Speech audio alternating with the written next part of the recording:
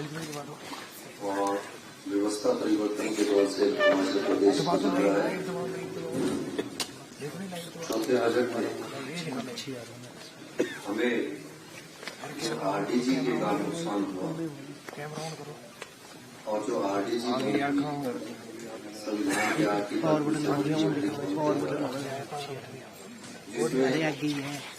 प्रति वर्ष 8 से 10,000 करोड़ का कर लगता था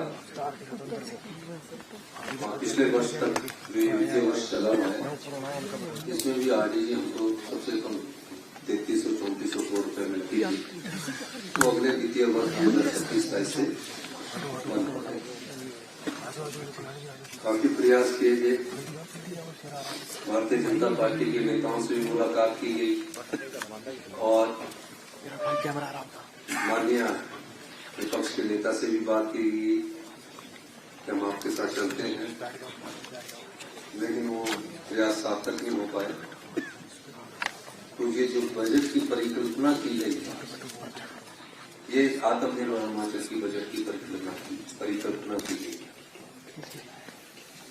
इसमें ग्रामीण अर्थव्यवस्था को मजबूत करने की दिशा में कोई कटौती नहीं की गई है, एजुकेशन सेक्टर में कोई कटौती नहीं की गई है, हेल्थ सेक्टर में कोई कटौती नहीं की गई है, आईपीएस पीडब्ल्यूडी में भी बहुत कम कटौती की गई है, लेकिन इसके स्वरूप को बदलने की हमने कोशिश की। गांव के किसान के हाथ में पैसा जाए, गाय पालक के हाथ में पैसा जाए और निश्चित रूप से ग्रामीण अर्थव्यवस्था को मजबूत करने की दिशा में ये बजट की महत्वपूर्ण कदम है। परिस्थितियां जो भी हो, इन परिस्थितियों का हमें सामना करना है।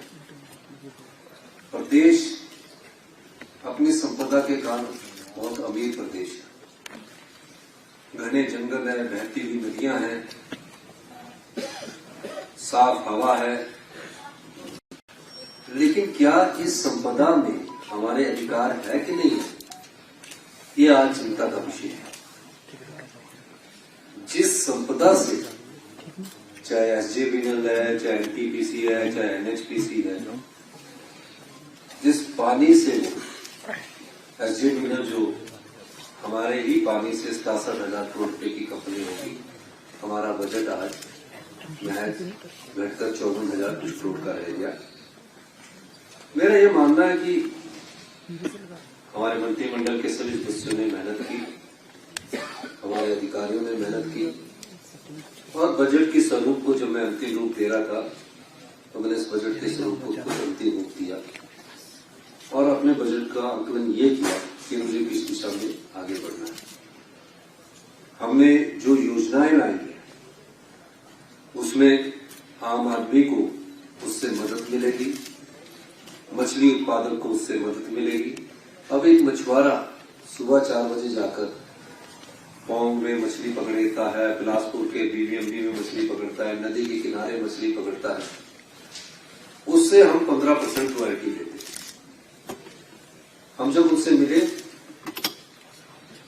हमारे मंत्रिमंडल के दो सदस्य धर्मांडी जी और धवानी पठानिया जी ने उनसे चर्चा की, तो उनकी जब आर्थिक हालत को देखा गया, चाहे बिलासपुर में था, चाहे फतेहपुर में था, चाहे जुवाली में था, चाहे देरा में था, चाहे नगांव में था, जो भी नदी के किनारे शहर बसे हैं, तो उनकी आर्थिक दशा में कोई सुधार नहीं हो रहा था।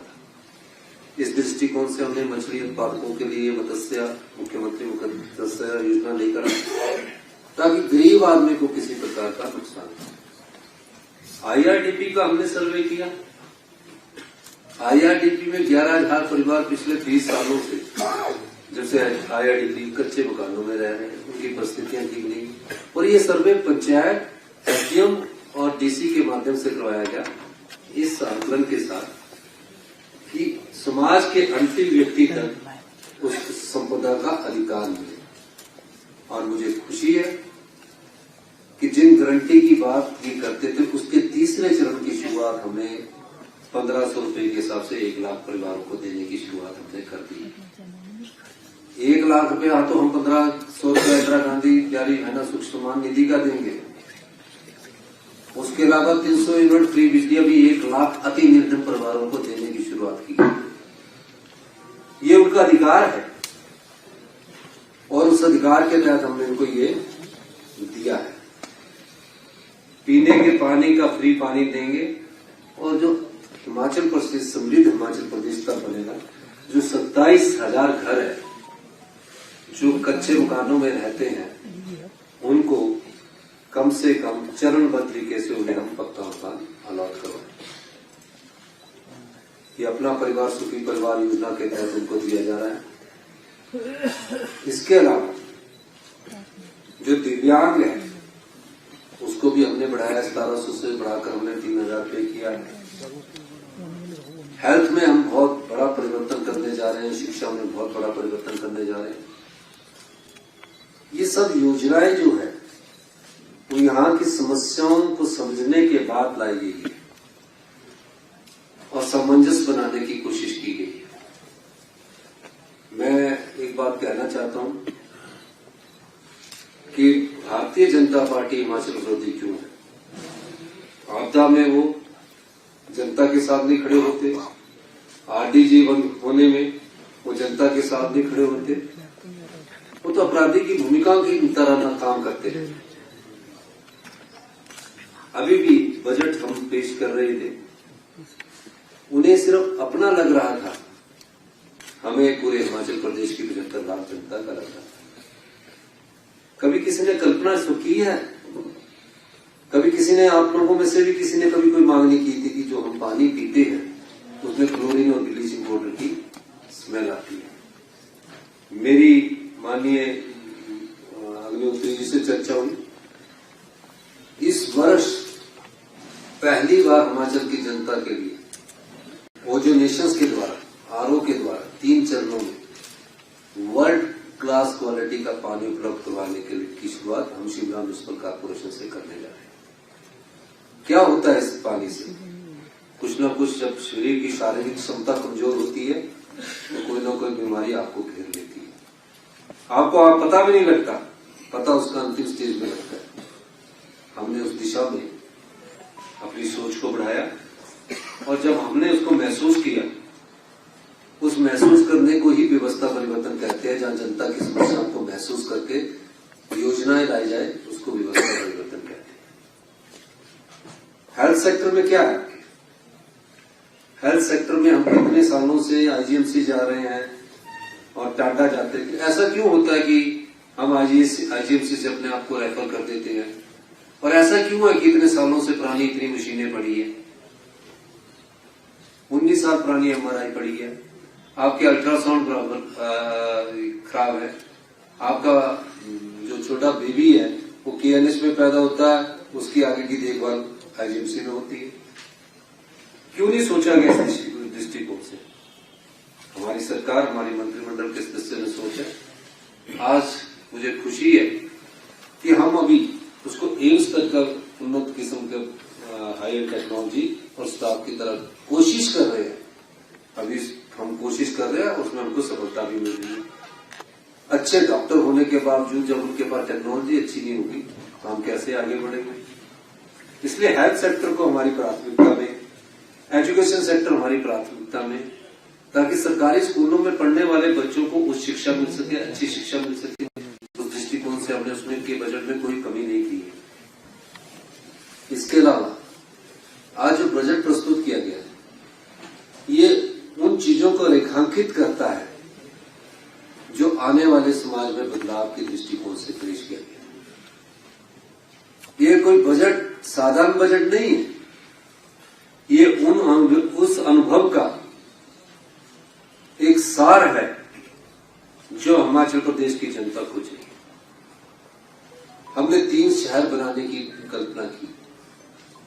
हमारे लोग चिरपुर जाते हैं, पंचकुला जाते हैं, हमारे लोग वहां फ्लैट खरीदते हैं। ऐसा क्या है कि हमें एक बड़ा हाई एंड टेक्नोलॉजी बेस्ड शहर क्यों नहीं बना सकते? अभी हमारे पास हिम चंडीगढ़ के लिए हमने 10,000 बीघा जगह जो हाउसिंग बोर्ड के नाम कर दी है। 10-10 हजार बीघा के हम 3 शहर बनाएंगे जहां हिमाचली लोगों को भी उसमें रियायती दर पर मिलेंगे और पर उस सारे जो शहर होंगे, ये कोई एक सरकारी कार्यालय नहीं बनाएगा, इसको वर्ल्ड क्लास कंसल्टेंट इसके लिए नियुक्त किए जाएंगे। सारा इंफ्रास्ट्रक्चर उनके माध्यम से किया जाएगा। प्लांट सिटी बनेंगे, किस एरिया में क्या बनना है, उस दृष्टि से 3 वर्ल्ड क्लास सिटीज की कल्पना हिमाचल प्रदेश में की गई। कई लोग मिलते हैं हमें कि हमने हिमाचल में लैंड करनी है, आप क्या करो। कई लोग इसकी इंक्वायरी करते हैं। ये जो 3 शहर बनेंगे, इससे हमारी इकोनॉमी ग्रो करेगी और इतनी इकोनॉमी ग्रो करेगी कि हम लोगों को किसी के ऊपर निर्भर रहने की जरूरत नहीं है। आज कुछ हमने फैसले किए हैं, इतिहास में हमने कुछ पहली बार ऐसा फैसला किया कि अधिकारियों के भी सैलरी पर कट लगा है। मैं धन्यवाद करूंगा सभी अधिकारियों का, सभी कर्मचारियों का, बेचारे जो इस गंभीर वित्तीय स्थिति में हमारे साथ खड़े हैं। लेकिन हमने जिसकी आय के साधन सीमित है, चाहे वो क्लास 3 है, चाहे क्लास 4 है, या हमारे वहां रिटायर्ड पूर्व पेंशनर्स है, उनको किसी प्रकार का कट नहीं मिला है। 6 महीने के भीतर हम बहुत कड़े और ड्रास्टिक फैसले करेंगे और 6 महीने के भीतर हमारी सरकार का ये प्रयास रहेगा कि हम हिमाचल प्रदेश की जो आत्मनिर्भरता की नींव पड़ चुकी है, जो कि इकोनॉमिक सर्वे में आपको नजर आ चुका है, हमारी पर कैपिटा इनकम 2,83,000 हो चुकी है, उसमें कोई कमी ना लाई जाए और उसके लिए हम सबको मिलकर एकजुटता से काम करना।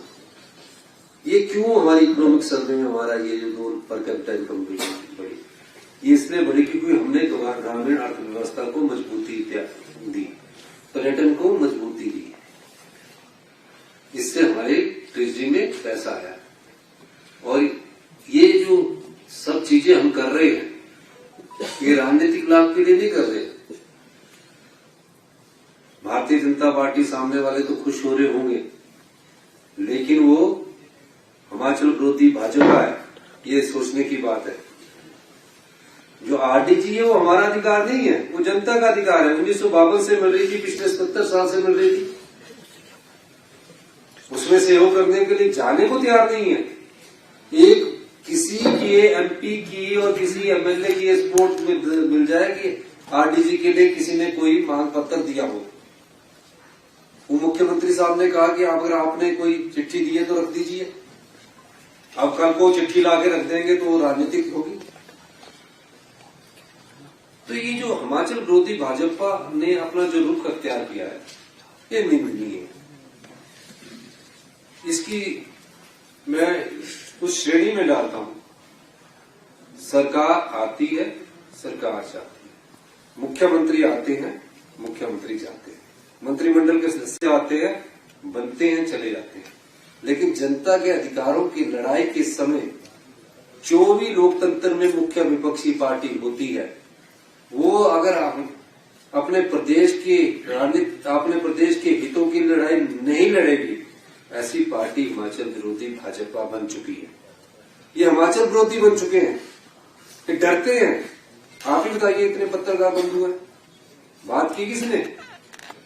इनका तो सिर्फ एक आरोप होता है, हिमाचल प्रदेश में कांग्रेस की सरकार का विरोध करना, सोशल मीडिया बालूगंज के द्वारा मुख्यमंत्री का विरोध करना, उस पर चर्चा करना, प्रदेश हित की बात नहीं करना। ये जो मैंने आज फैसला किया है, ये मैंने कोई राजनीतिक लाभ के लिए फैसला नहीं किया है कि मुझे इससे राजनीतिक लाभ होगा।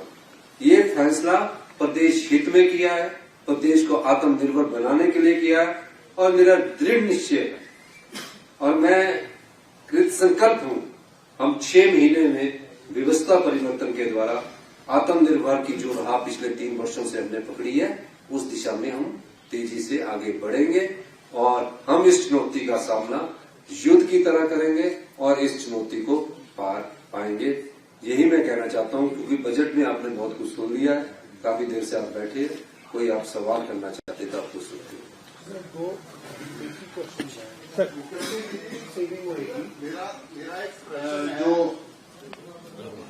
जो आपने कट लगाया था डेवलपमेंट जिसको कह रहे हैं, इससे कितनी सेविंग होगी? 1 नंबर 2, हमारा डेट बर्डन किस लेवल का, कितना है यहाँ पर, वो फिगर दे दीजिए। देखिए, एक मैं चीज बताना चाहता हूँ, अभी अभी कट लगा है, और कितना सैलरी पेंशन पे कट कर रहा है ये तो हमारे फाइनेंस डिपार्टमेंट करके बताएगा, इसका आंकड़ा मैं अभी बता नहीं सकता। लेकिन जो डेट बर्डन है इस वर्ष का मैं आपको आंकलन देना चाहता हूँ। इस बार हमको डेट मिलेगा 10,000 करोड़ रुपए। कितना मिलेगा? 10,000 करोड़ रुपए। और वापिस कितना करना है? 13,500 करोड़।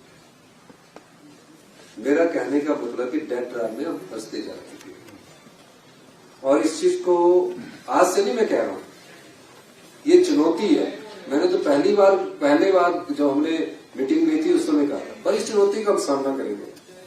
हमने रिफॉर्म्स किए और 3300 करोड़ रुपए का अतिरिक्त राजस्व कमाया। अगले साल हमारे कुछ प्रोजेक्ट रेवेन्यू के आने वाले हैं, जैसे शॉर्ट टर्म हमारा शुरू हो जाएगा और भी फ्री पावर भी शुरू हो जाएंगे। जो बिजली का मैनेजमेंट का हमने इंडिपेंडेंट बनाया है, और इलेक्ट्रिसिटी में हम सुधार करेंगे। अभी मैंने जो अभी फ्री परिवारों को मीटर मिलता है, हमने निश्चय किया कि एक परिवार को सिर्फ 2 ही मीटर मिलेंगे, 10-10 मीटर लगे उसमें सब्सिडी मिलती है। तो कई रिफॉर्म्स के साथ हम आगे बढ़ेंगे। हमारे रिफॉर्म से हमें 3600 करोड़ रुपया मिल रहा है। तभी तो हमने ये इस बार जो हमने अपनी ताकत जो थी अपने रिफॉर्म्स में लगाकर, हमारी पिछले साल आरडीसी 3200 करोड़ थी, 6200 करोड़ थी, इस बार 3200 करोड़ रुपया रहेगी। पिछली बार 6200 करोड़ में भी 8 दिन सैलरी पेंशन बंद हो गया था। हमने देखा जब हम ट्रेजरी को ठीक कर रहे थे, फाइनेंशियल प्रूडेंस की तरफ जा रहे थे, हमने ठीक किया। लेकिन इस बार कोई दिक्कत किसी को नहीं आएगी। ये हमने फाइनेंशियल डिसिप्लिन और फिस्कल प्रूडेंस से आगे बढ़ने की दिशा में कदम उठाया, और मेरा मानना है कि हम पार कर लेंगे। हमारी आरजी अगर 8,000 करोड़ आज आरडीजी मिलती तो प्रदेश को जो हमने सुधार किए थे हम आज ही आत्मनिर्भर बन जाते। थोड़ा अभी समय लगेगा। लेटेस्ट डाटा क्या है सर डेट बर्डन का?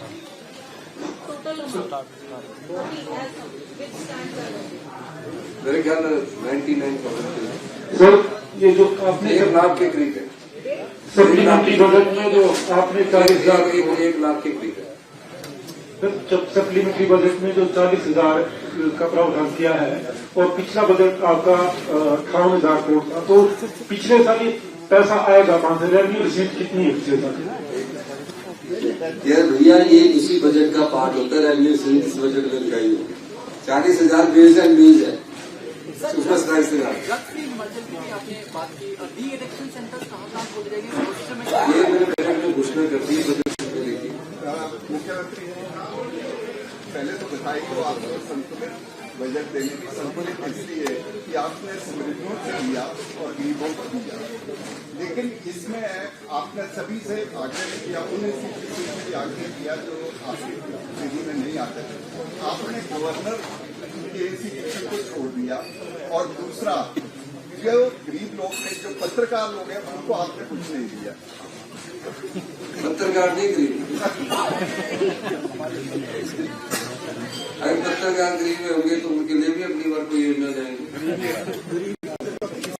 सर पर कैपिटा इनकम बढ़ी है, आपकी सर्वेक्षण ये कहता है, लेकिन बेरोजगारी दर में भी इजाफा हुआ है। इस बजट में बेरोजगारों के लिए, शिक्षित बेरोजगारों के लिए खास क्या है? बहुत पोस्टें रही है 4